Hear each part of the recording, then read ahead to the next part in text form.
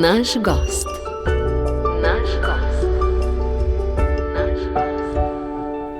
Dober dan, spoštovani poslušalci.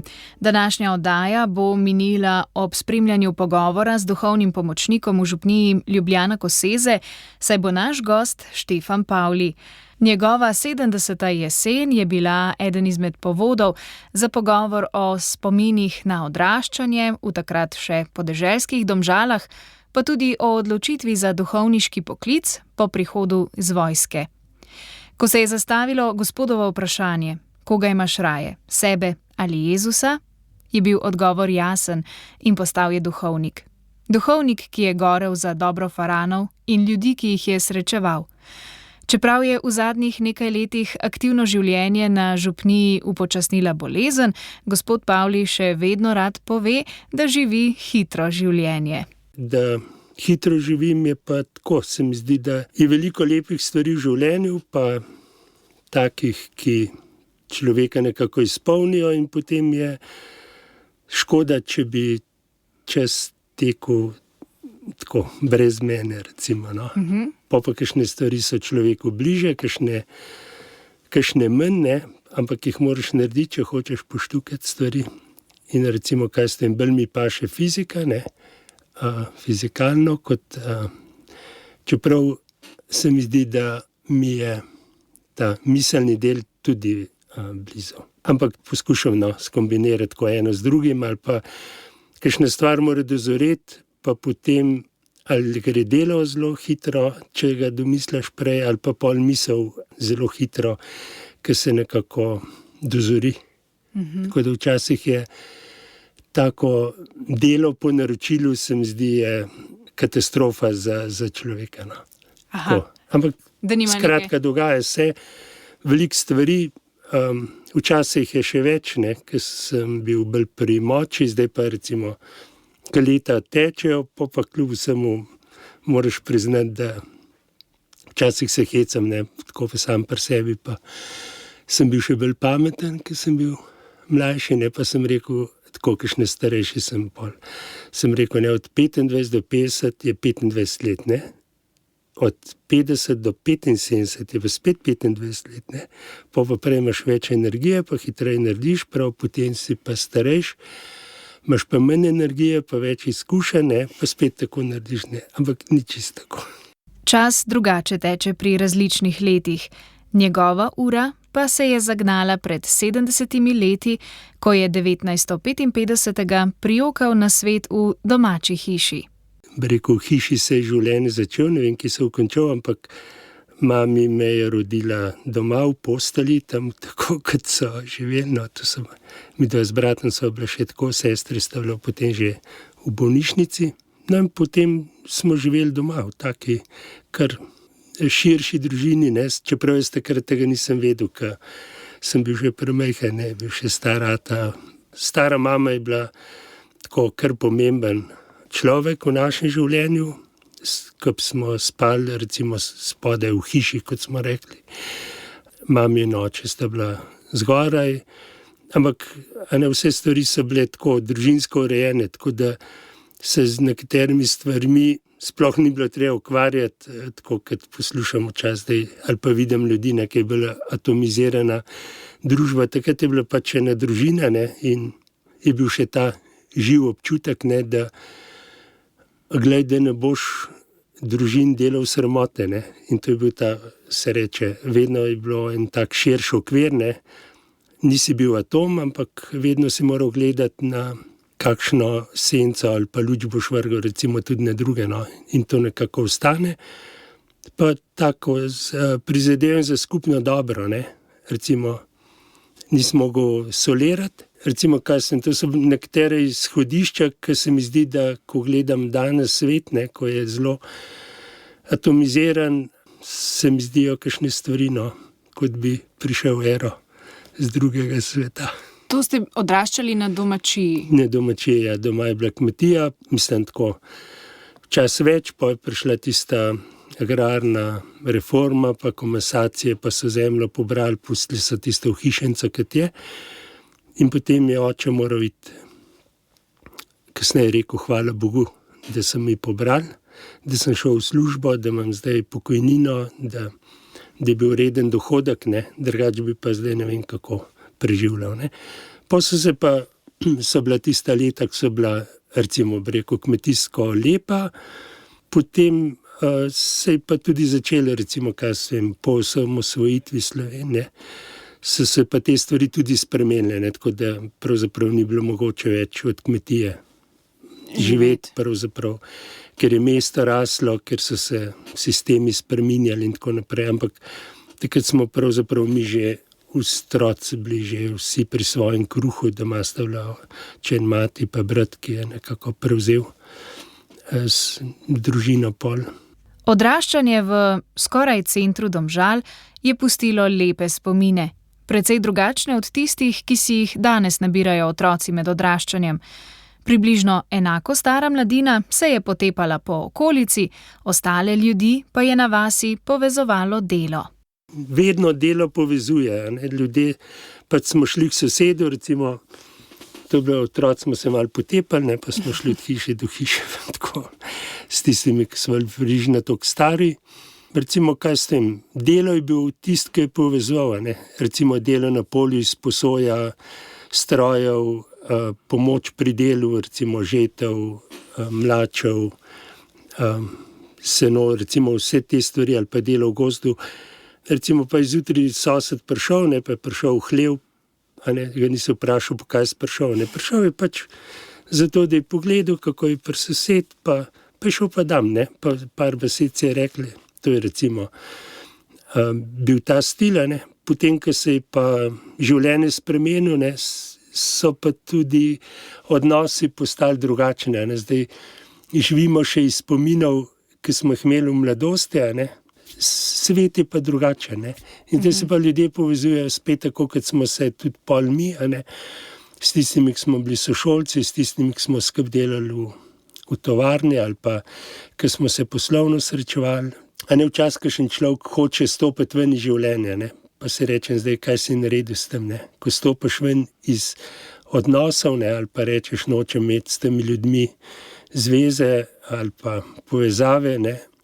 A veš, vsak človek mora biti nucen, ne, mora biti uporaben. In če nisi uporaben, te ljudje ne rabijo, in če te ne rabijo, potem s tabo ne komunicirajo in dejansko izvisiš včasih kakšne take visoko leteče misli, ne, o izkoriščanju, iz tem ne bom, ne vem, drugemu služil, ne, me noto imeli za hlapca, pa ne vem kaj, ne, pa se rečemo, kaj lahko tako govoriš, ne, ampak dejansko si stopil ven iz odnosov in če te ljudje ne rabijo, ne pol jamrati, da si osamljen, ne, da se nihče zate ne zanima. Tako je pač v velikem pa v malem, ne. V familiji pa sploh ne, ali pa recimo v zakonu, če se začnejo ljudje boriti za svoje pravice, pa za frej, pa za ne vem kaj, se rečem. Ne vem, kako boš. Na dan suverenosti poslušate oddajo Naš gost na Radiu Ognjišče. Gostimo pa duhovnega pomočnika v župniji Ljubljana Koseze, Štefana Pavlija, ki se dobro spominja tudi časa osamosvojitvene vojne. Ja, takrat sem bil v župniku Loškem potoku. No, dol je bil tak zaprt, se reče zaprto območje, Loški potok sicer ne, ampak mejili smo na gozdove pa na kočevje, kot da gotovo nas je vse skupaj presenetilo, vse to, a ne. Zdaj, kot župnik se spomnim, kad sem rekel, glejte, a ne, kako se boste obnašali, da, a ne, ni treba več govoriti, ne manj, ker nikoli ne veš, a ne, kdaj neka novica nekomu koristi, nekomu škodi, a ne. Takrat, ko je prišel Genšar, ne, ko so bili že pogovori, sem šel iz Loškega potoka v Domžales in to je bila zanimiva vožnja, no, dol v Žlebiču, ne, je bila prva ovira, so bile tiste piramide, a ne, potem še naprej, potem na Škofeljci, a ne, so bile pa kolone tovornjakov v več redovih in po enem pasu si šel lahko potem na avtocesto, na avtocesti spet, a ne, levo, desno, in sem rekel, kako se zdaj počuti, ne vem, en vojak, recimo v tanku, ne, če more, a ne, pa te plinske bombe, ki so bile. No, potem Takrat niste trepetali, na primer, za svoje življenje, ko ste se vozili potem, ampak ste še takrat mislili... Ne, mislim, bilo mi je zanimivo, ne, sem bil še relativno mlad, ne. Aha, zato. Ja, Dobro. človek drugače dojema življenje, ampak bilo je pa zanimivo, ne, kako dobro so to uštimalno, obrambo s tem, kar so imeli in tako naprej. No in potem so se stvari pač počasi znormalizirale in pol se je začel nek drug stil, se mi zdi tudi razmišljanja, ne, ki pa, tako pravim, ne, mi smo še zmeraj dediči enega sistema, a ne, in nekaterih stvari se zgleda nikoli ne osvobodiš čisto, ne. Tako da bi normalno demokratično razmišljal, tako kot se vidim zdaj recimo pri mnogih mladih, ne, je drug stil, ki sem ga vesel, te odprtosti, ne, tega zaupanja, a ne, morda pa nas stare pol že malo matrajo nekatere izkušnje, ne, ker vidiš, a ne, da se dogajajo vse sorte stvari, da niso vsi ljudje odprti za dobro ali pa imajo svoje kalkulacije in tako, no, vedno človeka malo na distanci ohranjajo.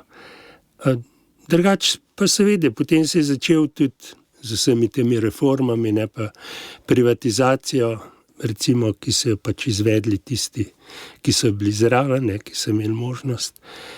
No in vse to je tudi nekaj izkušnja, no, recimo, kaj sem, tudi smo pol že bili toliko stari, da veš, kako se stvari lahko peljejo ali pa tako. Ali pa kako ne bi bilo prav, ne, kako bi bilo po drugi poti, pravzaprav sem trdno prepričan, dosežen veliko večji uspeh pa za vse. In ko ste videli vse to, kakšen je vaš odnos v prvi vrsti do samega tega praznika, do državnih praznikov in do države nasploh? Ja, država je tako velika vrednota, da sem trdno prepričan, da se mnogi ljudje sploh ne zavedajo, kaj pomeni imeti lastno državo, ne. Včasih se mi zdi tako škoda, no, ker imam občutek, da bi lahko bolj konstruktivno gradili, ne, da vrtički so čisto lepo za doma, a ne, za skupno dobro je pa treba imeti eno skupno vizijo, ki se jo da dobiti pri ljudeh, a ne, tako kot bi rekel v zakonu ali pa v odnosih medčloveških, medsosedskih je potreba poiskati vsaj najmanjši skupni imenovalec, ne, in potem iz tega pravzaprav širiti še na mnoga druga področja, ne. Recimo imeti svojo državo pomeni isto kot osamosvojice, ne, ko greš ustvarjati družino, pa dom, pa prihodnost, ne. Saj smo si ljudje zelo podobni, ne, vsi imamo podobne hiše in tako naprej, ampak a ne, ko začneš svojo pot, veš, da boš za eno hišo, moral marsikaj investirati, se marsičemu odpovedati, ampak to je tudi tvoj ponos, pa tvoja enkratnost, posebnost, a ne, čeprav v družbi ljudi, ki so ti zelo podobni, ne. A ne, biti Slovenc, pa biti ponosen na vso zgodovino, se velikokrat tako negira, ne, sprav, kot da bi, ne vem, od 6. ali pa 7. stoletja ne bilo do ne vem katerega leta nič, ne. Pa si rečem, čak, kaj se bojiš prejšnjih? Se so oni tudi gradili to Slovenijo, v katero si ti v svojem času vstopil, ne. In ne moreš reči, da so podrtije kakšnih gradov, pa cerkva, pa ne vem kaj. Da je to ponos, ne. Je pač izguba, ne. Kakorkoli. Pravim, če si suveren, a ne, se ti ni treba bati drugih. Tako. Pa drugačnih, pa a ne, ker vsak človek pol prinese s svojim življenjem to, kar velikokrat ti nimaš, ne. In recimo se zdi, da pol recimo skozi izkušnje, no, a ne, saj to lahko rečem, da vse velike stvari se naredijo samo v sodelovanju, ne. Če znaš stopiti v ozadje, pa vsakemu dati njemu lastne darove, da pridejo ven, potem se naredijo čudovite stvari, ne. Recimo, kaj sem eno tako izkušnjo, sem imel tudi pol, ne, ko sem iz Loškega potoka prišel tukaj v zavod, ki je bil potreben za obnovo, ne, in potem vidiš, kako včasih prideš v neko situacijo, ki sploh ne veš, kaj to pomeni, in hvala Bogu, da ne veš, ker drugače ne bi šel, ne? Ker če si preveč v strahu, pa če preveč meriš stvari, potem ni nujno, da bo šlo, ne? Ko pa si pol postavljen pred neko nalogo, pa vidiš, da ko najdeš ljudi, ki obvladajo vsak svoje področje, in ko rečeš, da tole moramo narediti, potem vsak poskuša narediti najboljše. In recimo, kaj sem videl, kako se da v resnici narediti neverjetno dobre stvari. Samo tako, da bova na istih točkah, v katerem zavodu govoriva? V zavodu Svetega Stanislava. Ste vi obnavljali, oziroma bili del ekipe, pobudnik, kaj? Škofijski ekonom je rekel, pravi, rabim nekoga, ki bo tam, ki ne bo delal svoje glavo, ampak da bomo to peljali in obnovili. Kdaj je bilo to? 92, ja. Aha, se pravi iz Loškega potoka ste bili? Sem bil poimenovan za ekonoma zavoda Svetega Stanislava in takrat je bilo pač tukaj tako razdejanje. No, potem je pol leta smo to pospravljali, da je sploh postalo prehodno, pa se reče počiščeno toliko, da ena luč, recimo tukaj na hodniku, to je bilo pa ena telefonska številka, recimo, ko je prišla ideja, da bi zopet zaživela klasična gimnazija škofijska, so tisti odbori gradbeni, pa izbor za gimnazijo, ki so jih vodili drugi ljudje, je pol rekel ekonom prav škofijske, Špringar pravi, zakaj ne bi šli v zavod, ki smo ga daj dobili nazaj. No, in ta naloga se je zdela res skoraj nemogoča. No, ampak potem, ko smo začeli, potem je pa vsak prispeval svoj delež in ker nismo iskali, sem trdno prepričan, pa tako je bilo, osebnih interesov ali pa ne vem kaj, ampak kako bi to naredili dobro, potem jaz temu rečem, da Gospod blagoslavlja tam, kjer brate živijo skupaj. In se mi zdi, da smo bili priče, kako Gospod dela, ali da smo bili tam, ko je Gospod delal čudovite stvari. In potem je to res v enem letu praktično bilo toliko obnovljenega, ta gimnazijski del, pa potem ta trakt ob vhodu, tam naprej sobe, pa bivanje za študente, tiste je bilo pa malo kasneje, ampak pa telovadnica je bila narejena še v tem času, tako da je bilo pol narejeno toliko, da je lahko vsa stvar zaživela. Ja. Se spomnite še kakšnih imen ekipe, ožje, širše? Ja, to je poznam vseh, samo bi moral zdaj malo napisati, pa ti odbori, ki so bili tako gradben, kot za izbor programa, pa potem učiteljev, pa potem ta ekipa, ki smo bili bolj ožje, pa direktor, ki bi imenovan, pa ravnatelj, pa tako naprej. Čeprav je recimo gospod Mlakar takrat rekel, enkrat februarja, ko je bil že vpis, pa smo samo eno sobo tam imeli v vogalu obnovljeno, pa 2 luči, pa en WC smo usposobili, pa sobo za ravnatelja, pa za tajništvo, Pa je rekel Štefan, pa bo to do poletja? No, takrat mi je pa vroče gratel, priznam. Ampak potem je šlo pa zelo dobro. Potem je steklo. Velikokrat pravim to, kar je Izaija napisal, pravi, da je Gospod oddaleč pripravljal stvari, ko se sploh še tisti niso zavedali. Ko Kira prav prijel sem te za roko in te peljal, pa nisi vedel, da te peljem. In recimo tako je pripravljal ljudi, se mi zdi, kakšne 30 let prej ali pa ne vem, že od rojstva, ker so bili Šentviščani, pa so imeli srce za to hišo. Recimo, zase bi tudi rekel, da sem šel čez eno tako kar zanimivo etapo, ampak če bi človek ne dal nekaterih stvari skozi, ali pa tudi srečanja z drugimi ljudmi, ki so potem bili svetovalci, bi pravzaprav ne bil sposoben tega narediti, ne. Pa takrat nisem vedel, zakaj se moram s kakšnimi problemi, ki so bili kar zanimivi, ukvarjati, ampak pol na koncu vidiš, da brez tiste faze, ki je lahko trajala kar nekaj časa, ne bi pravzaprav bil sposoben naslednjega koraka, no. To se mi zdi včasih, ko ne gledam ljudi, pa se jim kaj težkega zgodi, ali pa včasih tudi lepe stvari, recimo ta prijateljska povezovanja, ne. Samo pri težkih je bolj težko, ne, pa se reče, zakaj moram to dati skozi, zakaj se mi to dogaja. Saj vem, če bi jaz vedel, bi ti povedal, ampak na koncu moramo kljub vsemu zaupati, da Gospod vodi usodo sveta, pa vsakega posameznika, in potem ob svojem času, se mi zdi, lahko dodamo tisti delež, ki je samo naš, ki ga noben drug v nekem času pač ne more narediti. Ali pa ni poklican za to, no. Vse te modrosti so se nabrale v 70 letih. Pri tem pa ima veliko vlogo tudi prebiranje knjige vseh knjig. Sveto pismo je namreč Štefanu Pavliju dragocen vir navdiha, energije in zamisli.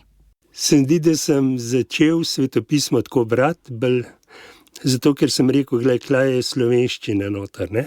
Kaj je slovenska beseda zapisana, ne, ker se mi zdi, da je bil to nek čas, ko so z juga, recimo, ne, prihajali ljudje za delo v Sloveniji in tako naprej, in potem, recimo sploh, ko si mlad, pa se še bolj ognjeviti za kakšne stvari, se zavzemaš. Po tolikih letih, recimo, potem rečemo ti iz Bosne, pa iz juga so pravzaprav, kako se reče, skoraj domači fantje, še pol, ki poznaš zgodovino malo bolj. Ampak potem pa vidiš, da je Sveto pismo pravzaprav življenje, ki se je dogajalo sicer toliko let nazaj, ampak so ga živeli ljudje, ki so se srečevali z enakimi problemi, težavami, veseljem, kot ga doživljamo tudi mi v 21. stoletju, no. In recimo še danes se mi zdi čudno, ko kakšni ljudje rečejo, da je Sveto pismo nekako oddaljeno, da ga ne razumejo, pa tako naprej, Sej, kakšnih stvari res ne moramo razumeti, ker so pisane za svoj čas, ampak večina opisov v Svetem pismu so pa dogodki vsakdanjega življenja. Zdaj, ali je predsednik, ali je kralj, to ni pomembno, ali je nekdo v službi, ali je hlapec, ali je ne vem kaj. So pa ti odnosi taki, kot so danes, in se mi zdi, da so te stvari opisane ravno zato, da bi mi, ki živimo kasneje, iz teh zgodb dobili neko modrost, tako kot smo doma sedeli za mizo, pa so te stari pripovedovali zgodbe, mi smo jih poslušali, pa smo se učili, kakšno življenje je, s kakšnimi ljudmi se lahko srečaš, kaj se vse dogaja in tako naprej.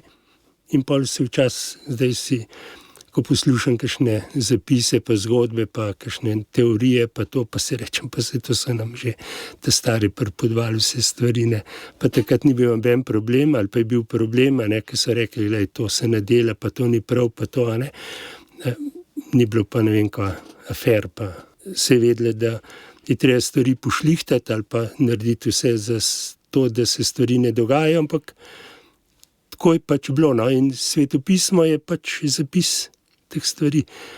Gotovo pa je pol nova zaveza, pa prilike, recimo, ki jih zdaj poslušamo, se mi zdi ravno dobro, zato ker ne definira stvari v detajle, ampak pušča odprtost, tako kot so različne naše življenjske usode, in potem poskušaš tisto dobro povzeti, pa nekako sebe najti v teh zgodbah, pa se reči, kaj pa jaz lahko naredim, da bi, ne vem, to dobro, ki mi ga je Bog zaupal, ali pa nekako lahko prišlo na svet, ali pa če kiksneš, kje pa je pot, da začneš znova, ali pa, ne vem, greš naprej, pa ne postaneš, pa se ne obremenjuješ s preteklostjo več, kot ti je treba, kot ti pomaga k dobremu. Tako, recimo, Sveto pismo, dragoceno. Pa vaše najljubše branje? Težko. V glavnem je kar tako, ko te situacija prisili, da moraš nekaj povedati, pridigati na pogrebu, na poroki, potem še vzameš kakšen leksikon, da ti zdaj tale Google je odličen, pa svetopismo, pa iskanje besed, pa stavkov in ti kar naenkrat naredi konkordanco, ne.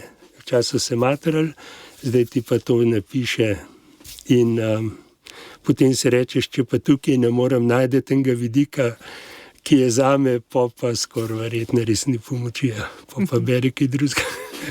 Zdaj duhovnik svetopismo bere, če že ne drugače, po službeni dolžnosti. Da pa bo tako, ni vedel od nekdaj, ampak se je gospodov klic izkristaliziral po služenju obveznega vojaškega roka. Predtem pa se je šolal v Domžalah in potem nadaljeval službo v mlinostroju. To je bila taka tovarna mlinskih strojev, tak zanimiv del. Delali smo nove stvari, tako da se je dal marsikaj naučiti, marsikaj spoznati. Potem sem šel v vojsko, leto 15 mesecev, Zadar pa Niš. Pa sem prišel domov, sem še eno leto delal, potem je pa rekel kaplan, ko smo bili enkrat ministranti na počitnikovanju, pa sta govorila tem škofom Leničem, pa sem jih videl, pa sem si mislil, o čem govorite, čeprav ni bilo nobene zveze med mojim pogledom. In ko smo se domov peljali v avto, pravi, veš, s čim so se v škofom pogovarjali, sem del, mislim, da vem. Pravi, šel ti v Lemenat. Sem del, bi. To so spet tiste zgodbe, ne, ki Gospod pripravlja, ne da bi ti vedel, zakaj ne. Recimo, kaj sem z vojske prišel, ali pa že prej, ne, bi bilo logično, saj zame je bilo logično, ne, da poiščeš primerno dekle, se poročiš, imaš družino in tako bi verjetno bilo, če bi Gospod ne vprašal, ne, neko vprašanje, ki je za marsikoga ne navadno ali pa ne vem kako, Štefan, koga imaš rajši, sebe ali mene? In to je tako zanimivo vprašanje, ki je skoraj moralna obveza, ne. Lahko bi odgovoril tako, pa bi šel to pot poroke, ne vem, naprej, ampak bi skoraj naredil nasilje nad sabo, no. Zdaj za tja, za duhovništvo, tako, nikoli mi ni bilo tuje, ne, ampak če me, ko mu v Štruklu tone Mašo, novo Mašo, če me en tam vprašal, če bi šel za duhovnika, pa bi bil en mesec razlike, bi rekel, če je čisto v redu, ne.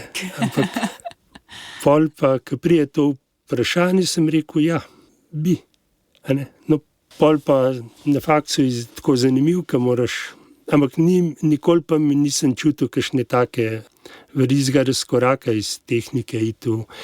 Zelo rad sem bral že doma Jenžekoviča, ne, recimo, ki je bil Jan Senžekovič, ki je bil filozof, tisto knjigo Smisel življenja, ki so nekatere osnovne stvari, ne, kako postaviti vero na realna, kako, recimo, vedno sem poskušal utemeljiti svoje krščanstvo glede na zunaj, na tiste, ki niso bili kristjani in tako naprej.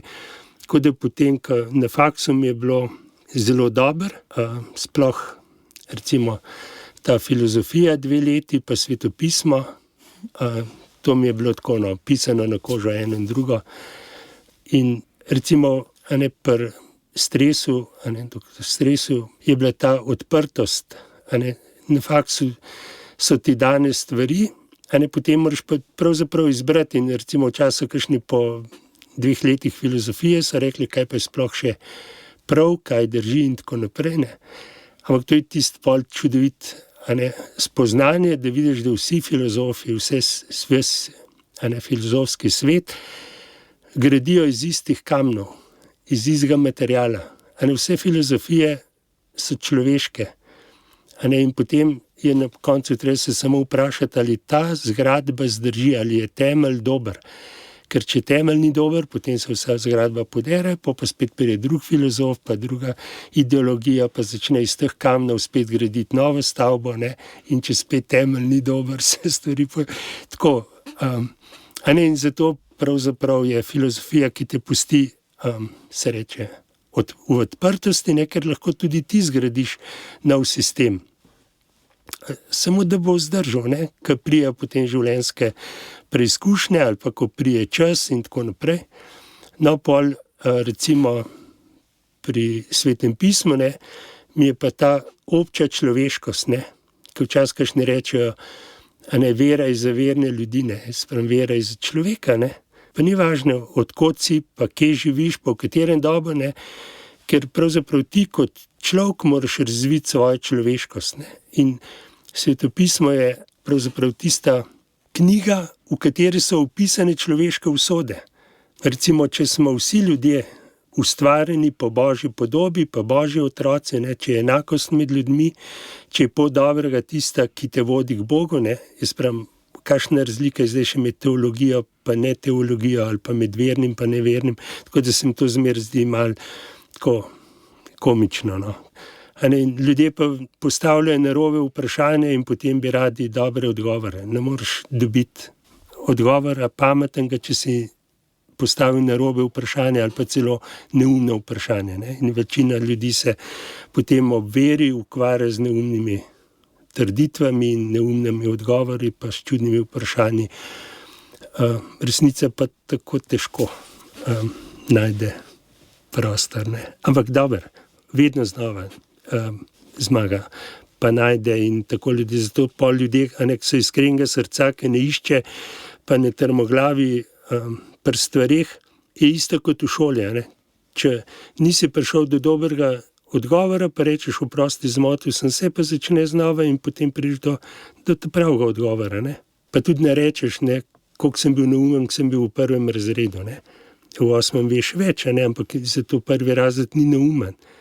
In tvoje življenjske izkušnje in vse to ti pač pomagajo, da poglabljaš stvari, a ne, če si pa neke stvari narobe postavil, pa narobe odgovore dal, ali pa si jih živel, imaš pa vedno možnost reči, ne, oprosti, ali pa gremo naprej, ta teorija ne zdrži, zato ker so poskusi pokazali, da svet stvari stojijo drugače.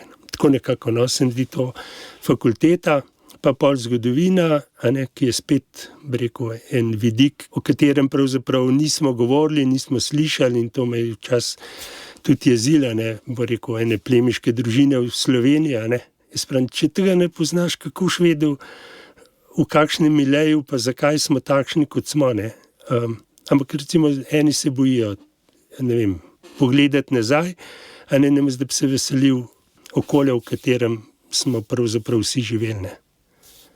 Tako, bi rekel, ne, ali pa cerkvena zgodovina, ki je malo drugačna od vidik je drug, ne za zgodovina drugačna, ampak vidik je drug, a ne, in več vidikov, ko na zgodovini poznaš, a ne, bolj logično razumeš, zakaj so se nekatere stvari zgodile tako, kot so se pač zgodile. Karkoli gledaš, ne, vzameš eno bitko pri Lepantu, ne, si rečeš, zakaj so se pravzaprav borile, ne, pa potem vidiš, da vse te stvari tečejo podobno, kot tečejo tudi danes, a ne. Trgovinske poti morajo biti odprte, a ne, potem imajo nekateri interes, a ne, ki so monopolisti, da imajo monopol, da zaslužijo ob teh trgovskih poteh, a ne.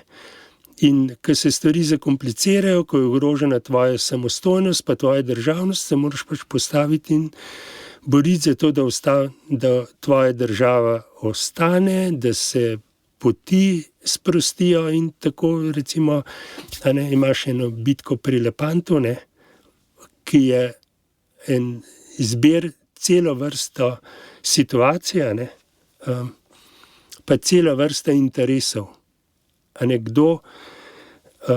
kdo bo lahko iz Daljnega vzhoda pripeljal dišave v Evropo, ne, pa po kateri poti, ali okrog Afrike, ali bo šel čez Rdeče morje, a ne, potem imaš pa interesne sfere, pa moči in tako naprej. Tako, bi rekel, no. A ne, pa se rečeš, kakšno vlogo ima papež, a ne, ki mora financirati to zahodno vojsko, ker je tudi on samo državnik, a ne, in ima eno državo, in potem mora konference sklicevati in denar zagotavljati in tako, bi rekel, no, zanimiv življenje. In potem to znanje in tudi nenazadnje filozofijo, ki ste jo prejeli na fakulteti in potem še znanje Svetega pisma, kako se vam je pa to potem obrestovalo konkretno v konkretnih primerih, v odnosih na župnijah, kje vse ste bili in kako ste potem uresničevali to svojo poklicanost? Tam, ko pač prideš, vsaka župnija je malo posebna, niso čisto različne, ampak so, kot smo sosedje, pa ljudje različni, ampak recimo pol tja, ker prideš, dobiš neko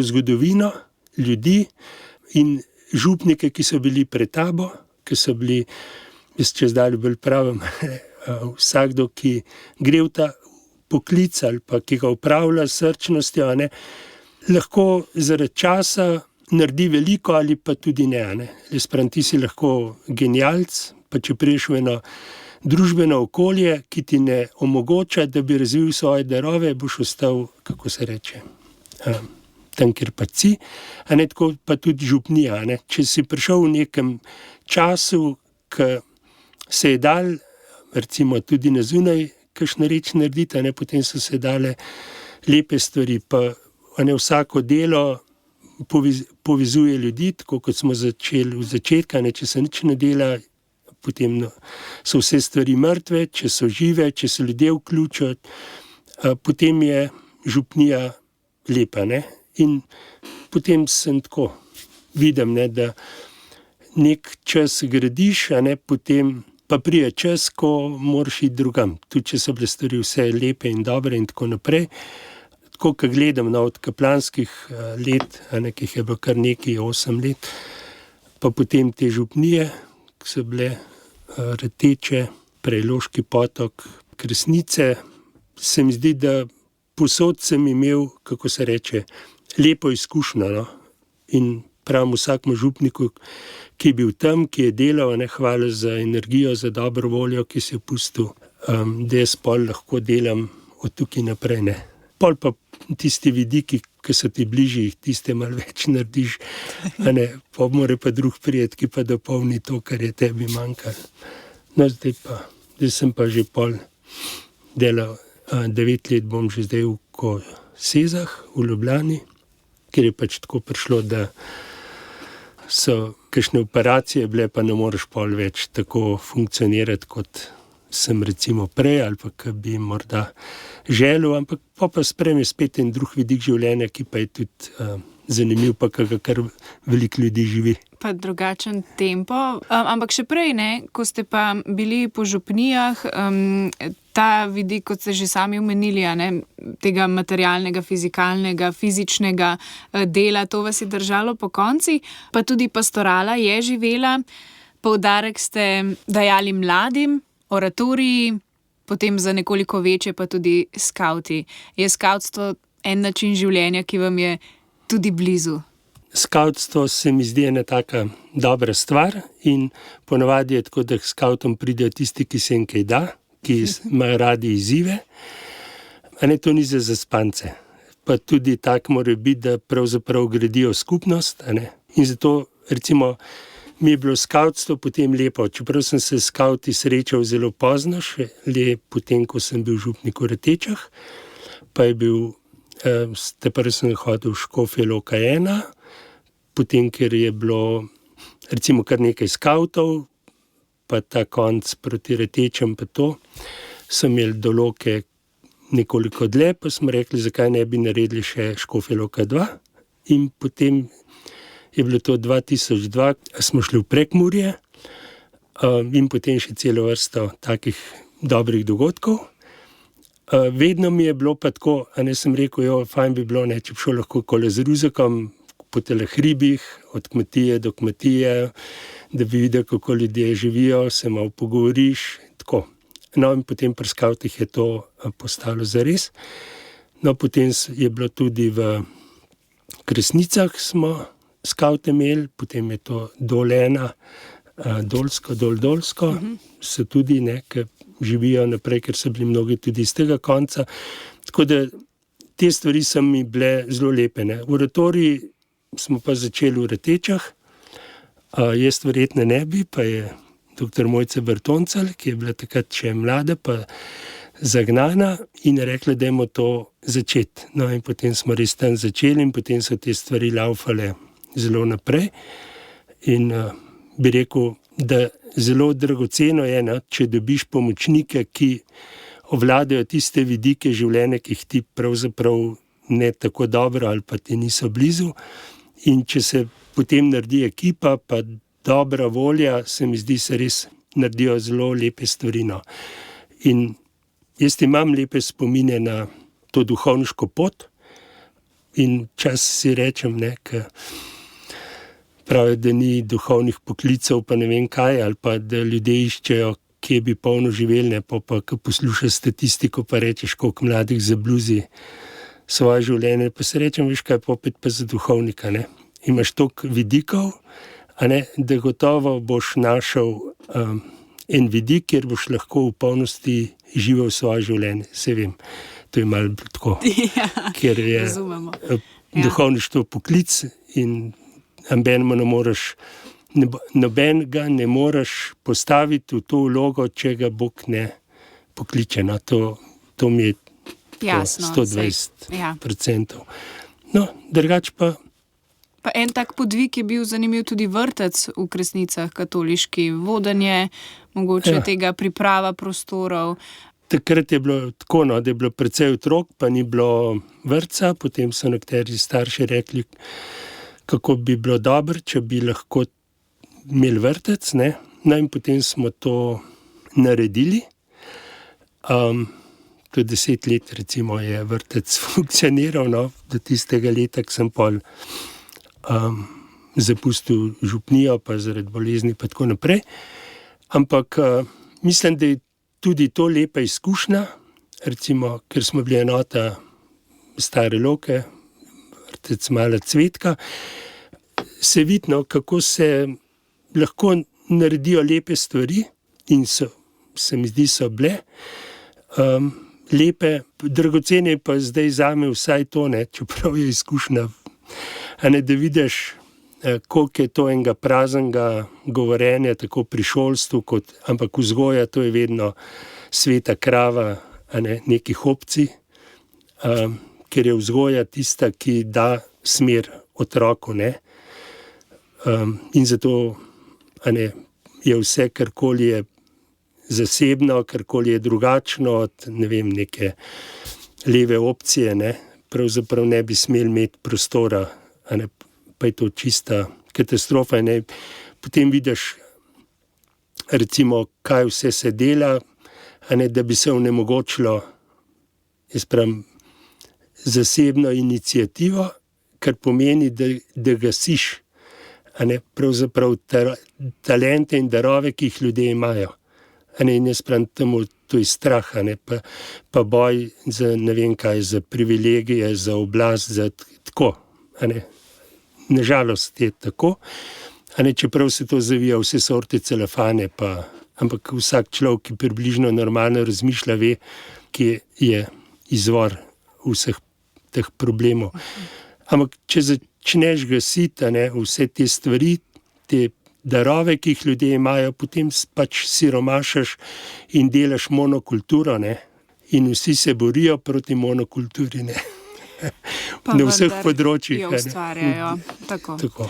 Torej, bolezen je bila razlog, da se je tudi to zaključilo. Eden izmed je bila pa tudi razlog za to, da so se odprle nove poti. Če se dotakneva morda tega, da ste potem tudi pastoralo na onkološkem področju začeli, ker ste se tudi sami soočili s to vrstno boleznijo. Se še soočate? Ja, to je pač tako. Ampak recimo tudi jaz nisem šel takoj v pastoralo oziroma v srečanje te skupine, onkobolnikov, tako pravimo, ker sem rekel, ne vem, kaj čem tam delati, pa kaj tam delajo, pa tako naprej, Ampak potem vidiš, da je dobro, če se srečaš z ljudmi, ki so v podobni koži, izmeniš malo stvari, se srečaš, poveseliš, malo razmišljaš, ker se mi zdi, da kljub vsemu, ko imaš neko diagnozo, potem lažje razumeš Drugi veliko krat rečejo, sej zelo dobro izgledaš in tako naprej, ne. Sej vse res, hvala Bogu, ne. Ampak v zadju je vedno neka misel. Sej smo vsi na tej poti, da bomo umrli, a ne. Ampak recimo, koliko je ta diagnoza, ne, je pa ne vem, ali se še splača, ne, ker ne vem, koliko časa bo trajalo, ne. Ampak recimo, kaj s tem? Zdaj, takrat so rekli, nobenih izgledov ni pametnih, par mesecev, ne. No, zdaj pa to že 9 let in v vsem tem času pravzaprav nisem čutil, da imam kakšne resne težave, čeprav je bilo še več operacij pol vmes pa to, ampak jaz imam eno tako srečo v življenju, da že takrat, ko se zdi, da je zelo čudna, da jo zelo dobro odnesem ali pa še boljš kot si, ne vem, kako bi to rekel, no. Je pa resno, Igor je Dolinšek, ne, je rekel, prav lahko prije sem, ker je bil kratek čas, pa je pol odstopil mi sobo, sam je spal tam v dnevni sobi, no, pa so se pa stvari kar nekako pelale, da imamo pa tako, da je novo župnišče, ki smo starega prodali, pa pol novega naredili, tako da ima tudi župnik sobo. Da ni treba v dnevni sobi spati. Ja, pa tudi vrt imate prekrasen, čudovit, za katerega skrbite. To je pa že najverjetneje od otroških let ta navada, da nekako v stiku z zemljo te ročne spretnosti preizkušate iz dneva v dan, lahko tudi pač, ko stopite skozi vrata ven. Ja. Je to eno zadovoljstvo? Ja, to je lepo je, no. Recimo nekaj imaš v sebi. Se spomnim, enkrat je bila na oddaji, ne, in je bil iz Japonske, ne, in pravi, velika umetnost je, da znaš čakati, kdaj bo rastlina zrasla, kdaj bo rosta zrasla, ne. In jaz sem bil bolj take hitre sorte. Če ne bi bilo košarke, pa vztrajnosti tam, ne, pol ne vem, kako bi to bilo, ampak oddaleč sem te pripravljal, ne. No, in potem pravi, največja umetnost je znati čakati, ne.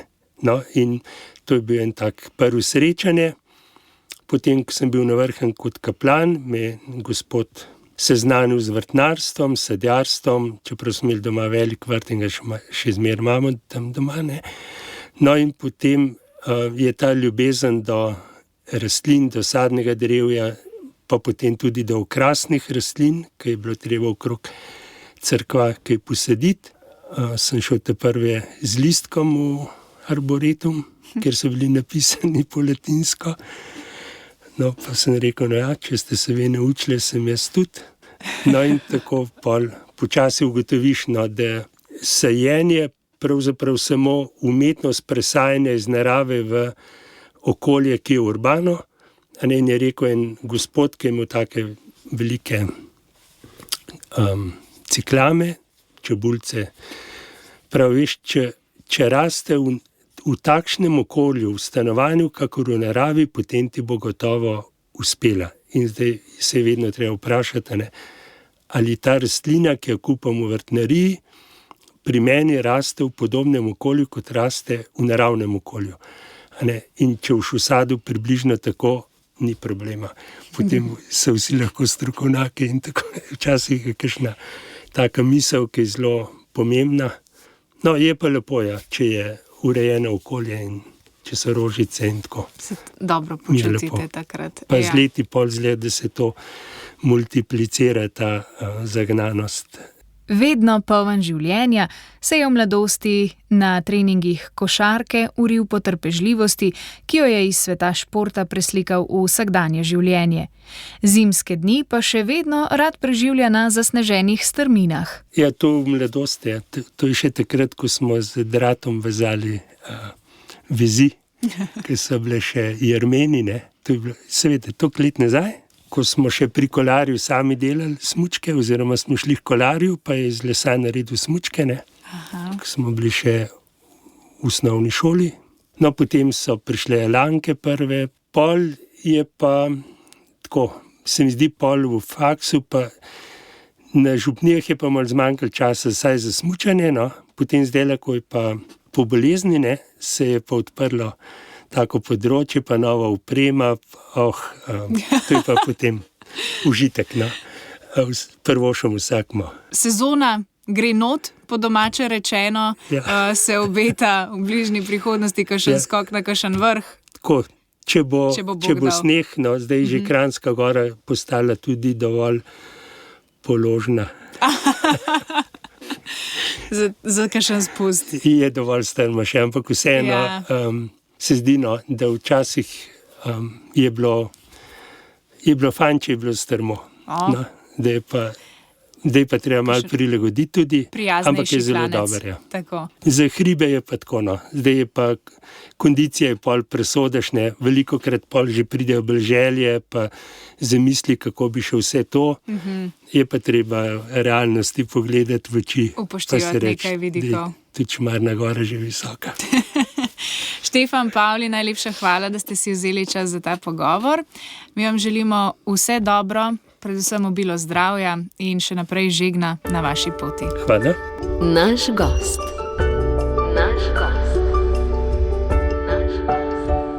Spoštovani poslušalci, najlepša hvala, ker ste na Radiu Ognjišče spremljali oddajo Naš gost, v kateri smo se pogovarjali z duhovnim pomočnikom v župniji Ljubljana Koseze, Štefanom Pavlijem. Za pozornost in poslušanje se vam zahvaljujem Maja Morela Čuk in vam želim vse dobro in lepo praznično popoldne še naprej. Naš gost.